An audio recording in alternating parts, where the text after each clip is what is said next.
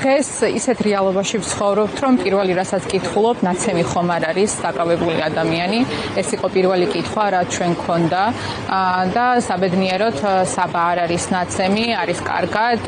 არ ყოფილა მასზე რაიმე ზეწოლა.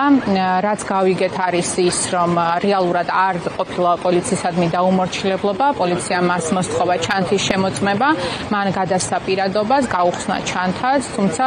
ერთ-ერთ ჩანთის ჯიბესზე მოითხოვეს მათ გახსნა, ამან საბამ უთხრა, რომ ის თავად გახსნიდა ამას და ამის გამო დააკავეს, წაიყვანეს პოლიციაში და შემდეგ გადმოიყვანეს უკვე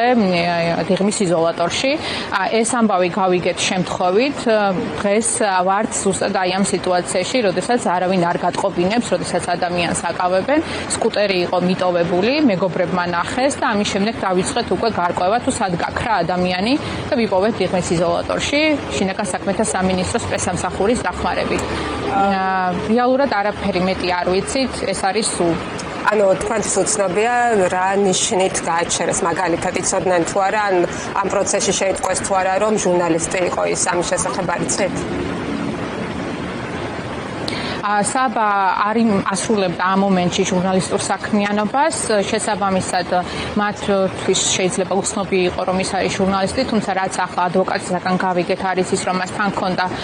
ინდიგოს კუთვნილი GoPro, ანუ ეს არის კამერის სახეობა, რაც არის დალუქული და შენახულია. ერთი GoPro მას უკვე წაართვა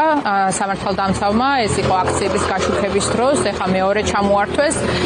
და როგორც ამობენ არის დალუქული, ანუ მათ გაიგეს შემდეგ უკვე რომ იყო ჟურნალისტი, თუმცა ამ დრომდე ის არ გამოუშვიათ, არ ვიცი რამდენ ხანს დატოვებენ ისინი აქ. ყოველ შემთხვევაში მე იმედი მქონდა, რომ ის ხელწერილით გათავისუფლდებოდა, იმიტომ რომ მას წინააღმდეგობა ნამდვილად არ გაუწევია, იცის დღეს რა მდგომარეობა ქვეყანაში და იცის, რომ აზრი არ აქვს რაღაც დამატებით წინააღმდეგობის გაწევებს და საკუთარი სიმართლით მტკიცებას და მე ამაში აბსოლუტურად დარწმუნებული ვიყავი, რომ ის დაემორჩილებოდა პოლიციის მოთხოვნას, მიუხედავად იმისა, ეთანხმებოდა თუ არა ამას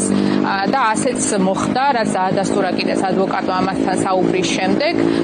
მაგრამ მიუხედავად ამისა, მას მაინც ტოვებენ ჯერჯერობით აი ამ იზოლატორში, რისთვის ჩემთვის პირადად გაუგებარია.